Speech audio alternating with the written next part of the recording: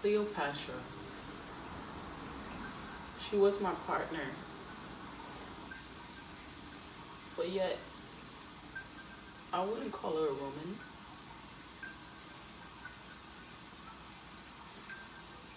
Less of a woman, I believe her to be.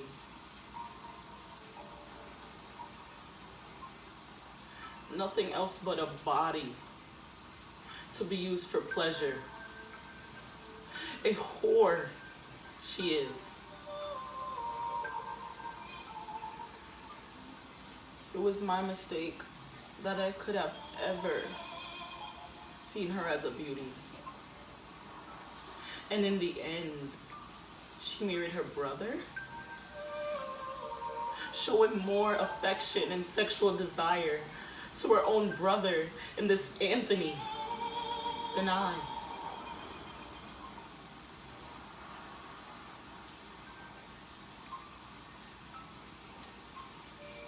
Only God knows who else she's willing to sleep with. A woman she could never be called.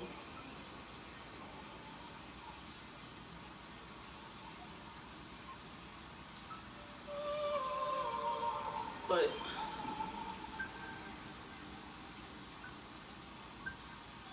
still, I love her.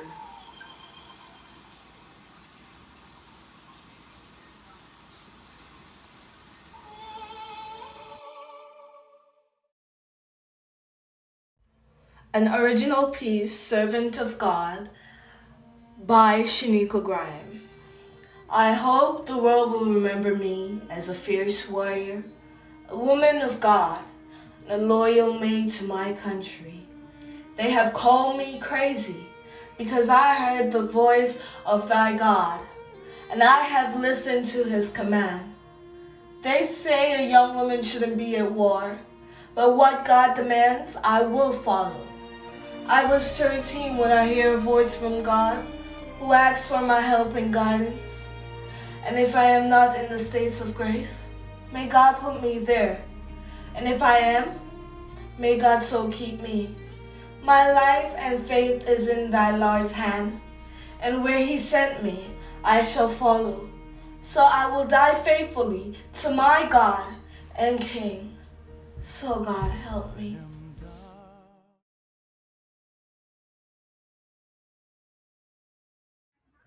Dearest Queen of Great Isabel of Castile and Ferdinand Aragon, thank you for your time. I am here to ask to invest in your second trip to the Far East. With your money, I will use to bring back spices like allspice, vanilla, red peppers, chili, ginger, and cinnamon. The people from the Far East brought us parrots, balls of cotton, and spears of many other things, which they exchanged for the glass beads and hawk's bells. They willingly traded everything they owned. They were well built, with good bodies and handsome features. They do not bear arms. They do not know them. For them, I showed them a sword. They took it by the edge and cut themselves out of ignorance. They have no iron. They would have made fine servants. I think they will make 50 men. We would subject them all, make them do whatever we want. I want us to make more money than we could ever imagine. With your investment, we could find seeds to the Far East, spices for trade, and do God wants from both of us. With your help, we could change the world.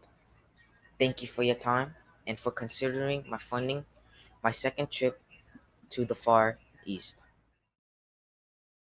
My name is Shanaka Sarah, and I will be playing Ferdinand Magellan. Was it worth it? That's the question I asked myself over and over as I lay there, dying, feeling myself slip from consciousness with every passing minute. Was it worth me lying here with the poison arrow shot into my body? Was it worth me leaving my family behind? Was it worth me losing members of my crew along the way?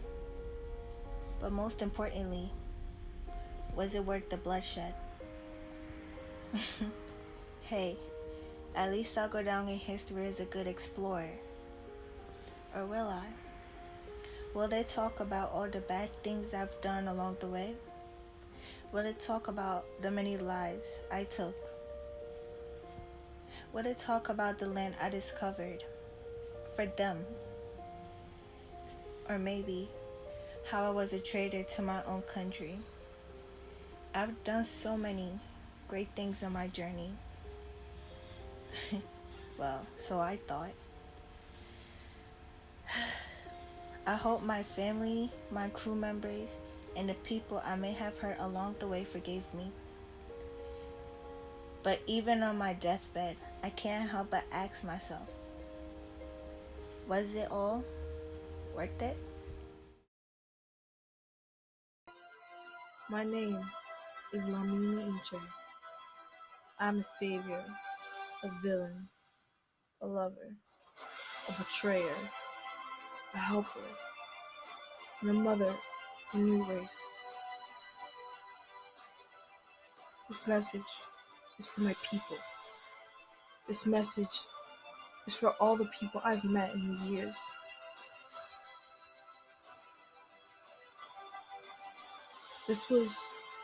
I needed to say this. I would not take it back. I would not take back the lives I lived. The day I was put on that ship, sold to slavery by my own mother.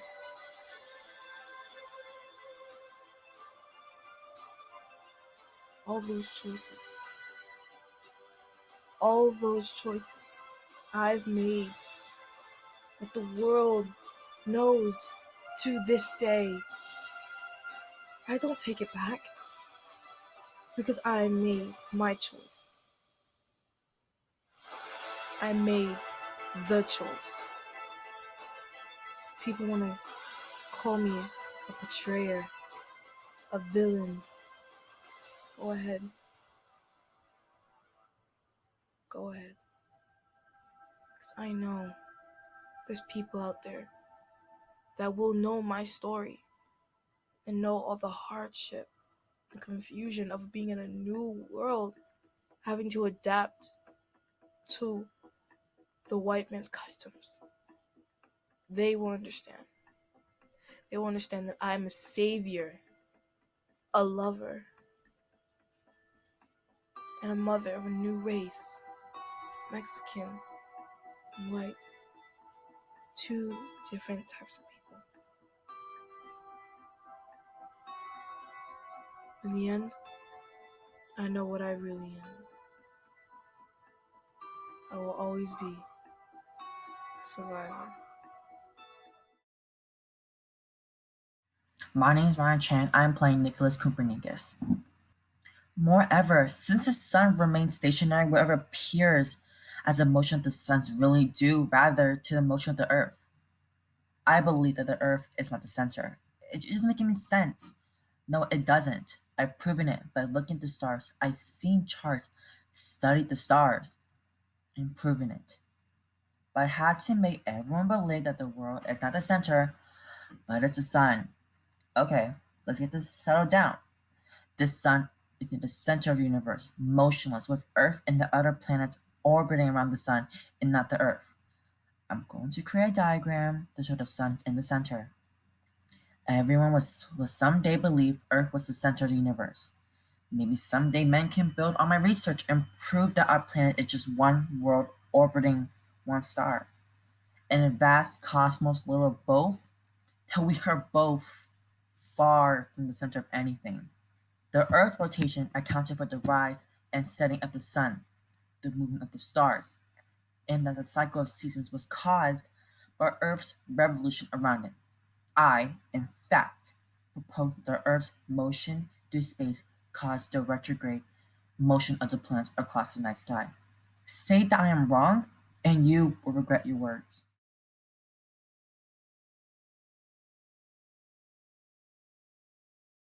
I won't stop preaching my beliefs until I make a change in the world. Governments these days are not prioritizing the people. Instead, they are spending their money foolishly and brainwashing these people to believe that they are running the country correctly. If they want to exile me for believing in what's right, then so be it. I was just trying to make a change that would help the citizens. I never knew they would plan to murder King Charles and his brother. It pains me that people were trying to commit such inhumane acts as a result of my words. However, I will not stop here. I plan to move to the Netherlands and continue my research there. I will not be able to stay there too long, though, due to the close association of King William and the English government. My ultimate goal for this life is to have the government rule alongside the people, and if accomplishing this goal means that I have to flee one country from another, then so be it. I hope for the people to listen to what I have to say and read my writings. Only then will they realize that their rights are not being fulfilled by the government. I cannot be the only one trying to make a difference.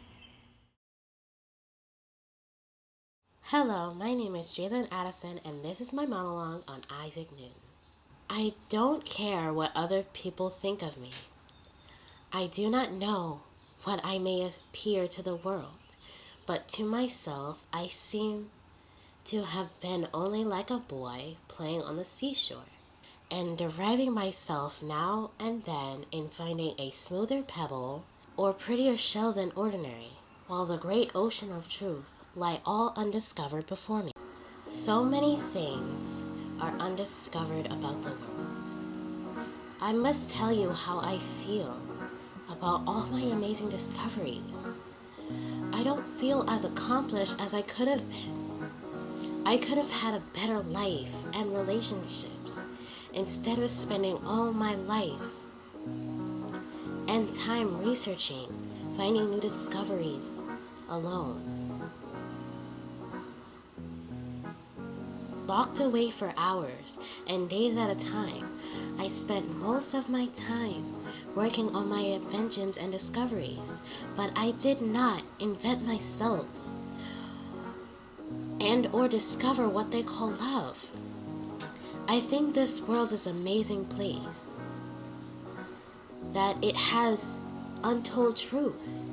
I could have found knowledge and more with love and emotion. I spent my last moments of life at home with my family in England, wishing I had my own, or friends by my side. People knew my amazing discoveries, but they never really knew me.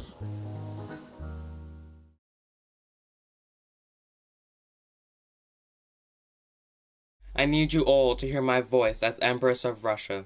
I ask my most loyal consort to fight for our power, to let me rule Russia and follow me into this war. If we fight, we can expand our territory, take the Black Sea, and make us known to the rest of the world.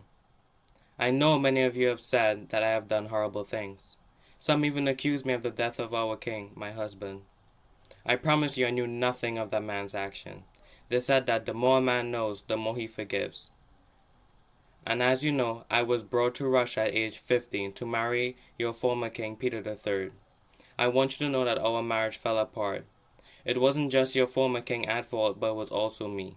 Our marriage was politically arranged and had problems from the start.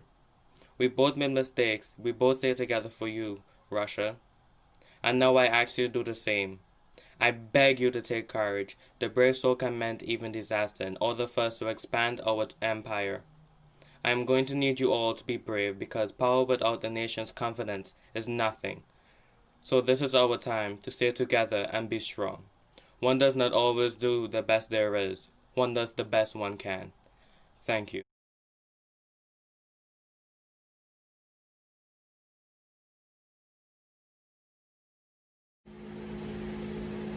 The world would be different if everyone's rights were protected. Everyone should have the right to vote, the right to speech, the right to own property, liberty, and the right to live. The government is unfair because they are not protecting our rights. People are being robbed, food is scarce, people are starving to death. The king is abusing his power. He's making us pay all the taxes. He's allowing his wife to spend all the money, all the country's money on parties and clothes. So we need to change this absolute monarchy to a constitutional monarchy. The king would no longer be able to abuse his power. the third estate will have all their individual rights back. I, Jean-Jacques Rousseau, will risk my own life to get our rights back. My name is Julia Murillo and my role is Marie Antoinette. I know that all of France is angry with me because they say I only care about my beauty. The women, they're just jealous. And the men, they wish they could be my king. I do not care about them. I own so many beautiful things. I spend most of my time surrounded by flowers, modeling with the other ladies of the court. I can't help but think how much better I am than anyone else. I am like flowers, beautiful. Lately, I have taken to designing long dresses with no feathers and wearing them during the luxurious parties with my court ladies. Is it true? I have rather taken up with dresses, but as to feathers, everyone wears them and it will seem extraordinary if I did not. I am extraordinary, and that's why I can break my rules. They are my rules to break. My king has to pay attention to me now. My people have to love me more because I am the one in charge of what my king owns. The peasants have to stop being angry now and let me be beautiful.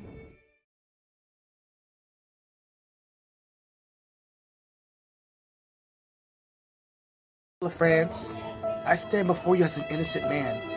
You may not be very fond of me because of my many misunderstandings, but I assure you that none of it was done maliciously. You may see me as a bad, cruel, and selfish man, but from a very young age I have been taught to hide my true feelings, true state of mind, and true intent. I did so for France, because I love France and the people in it. You may not see it now, but look around you. Are you scared of people coming here to hurt you? Are you scared of getting attacked any day now? You're not, because it's because of my wisdom that allowed you to have this luxurious lifestyle. So how dare you bring me up here on trial like I'm the villain after all I did for this country, after all I did for all of us? Every single one of you has homes to live in, don't you? So why am I here? Why am I here? How dare you? I am the state. If it wasn't for me, none of this would be here. You wouldn't have anything. But believe me, I didn't want to be like my father. I never wanted to be like my father. I wanted to surpass my father. I wanted to be greater than my father. Because me and Marie Antoinette, I feel like we are beautiful together. And that we could be so much more powerful and greater than my father. But go ahead. Send me to the guillotine. But just remember, small-minded people always want to be right. And for every single one of you, although I die innocent to all the crimes that are laid against my name, I pardon those who occasioned my death, and I pray to God that the blood you are going to shed may never be visited upon France.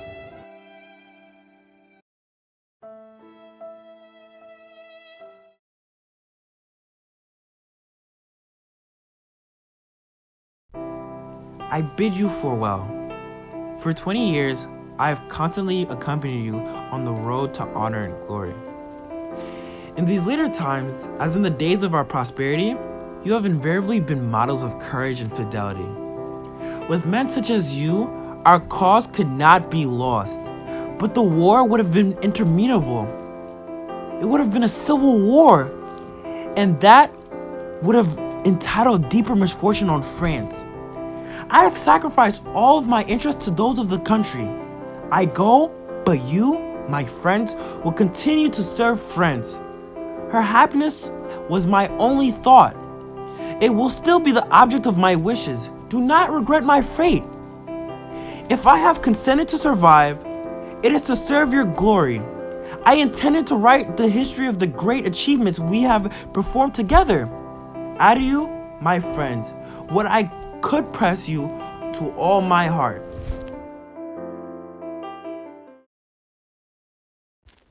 George Washington of South America. I wish you were here to see all that you have accomplished. You not only changed history, but in your honor you have a country named after you. At first your ideas may have sounded crazy to people, especially when you want to combine all the countries into one big country. I'm a Creole, and to hear you stood up for us, and everyone else at the time too, against the Peninsulares, just brings me so much joy. I live in Bolivia, and just hearing their name every day always reminds me of you. You helped 6 countries become what they are today. People came together and stopped fighting with each other to help the greater cause. After all your help, you ended up gaining territory. When learning about Latin American history, your name is one that is never skipped. You don't know this, but better technology was invented, and this lady put out a TED Talk about you, and she really talks about all the amazing things you did. You really are getting the recognition you deserve. They even gave you a title called George Washington of South America. Must have been nice growing up in Venezuela, and when you got older, getting independence for your home country. It is crazy because you were not poor. Your parents owned plantations and mines. You were second in the hierarchy of that time. You were wealthy and still had more than some. But you did not like the idea. You just wanted it to be equal. Wish I could meet you to show you what we have become since you gained us independence. I wish you could see how you changed the world. With great pleasure, Selena.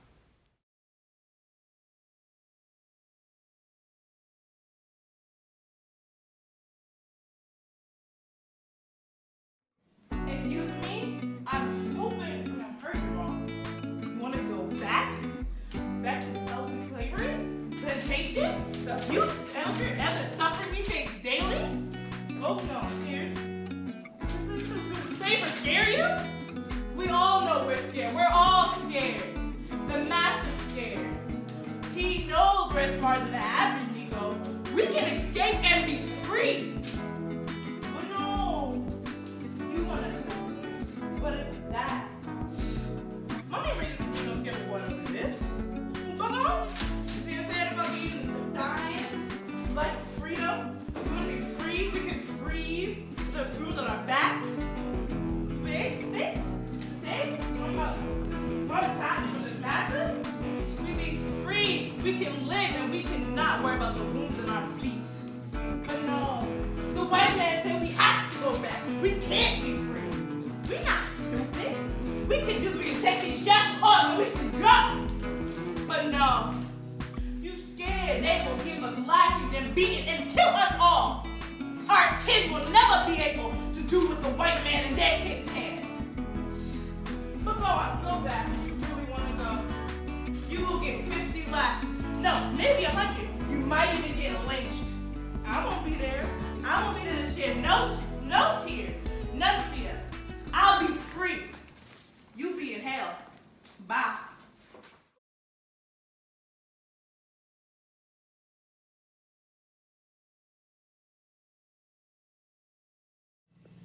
Life is a precious thing. What life holds is precious.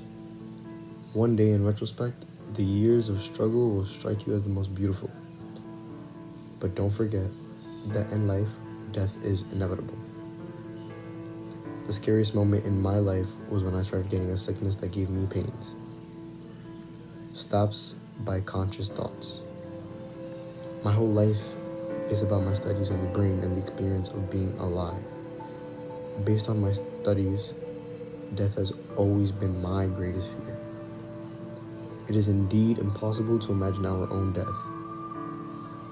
Death scares me because death is the great unknown. It scares me more than any evil thought a man can think. My life has been filled with accomplishments, new ideas, and devastations. But men are more mortal than they think and far more immortal than they can imagine. I live on in my children, my studies, my discoveries, and hope that it helps people better understand life for what it truly is.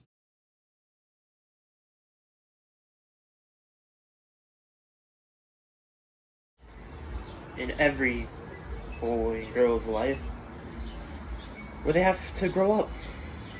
Similarly, there comes a time in every man and woman's life where they have to make a similar choice. The choice to rise up to the occasion or submit for their woes and fall victim to time itself. It's these thoughts that made me wonder, what made me stand up to the tides of time? As I think of this, I see my life before me as if it were a slideshow. I see the people who were there with me through it all, and people who caused it all. I find myself pondering, what made me into the determined man I see before me in the mirror? It's simple. It's not a matter of vice or virtue. It's a matter of humanity. It's written on our hearts as humans that we will grit our teeth and look time in the eyes and say no. I will not be forgotten. I will be remembered for my words and for my actions.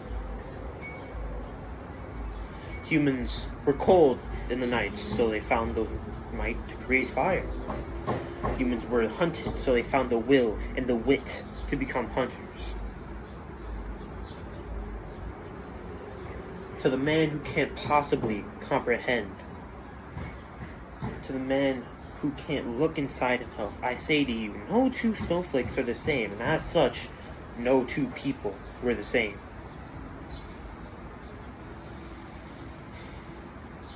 You can't possibly compare a man who's never faced hardship in his life to a man who's seen it all. No, it just can't be done. But I say to you, I say to all of you, there's a will, there's a way. There's always a way to find the will to live on.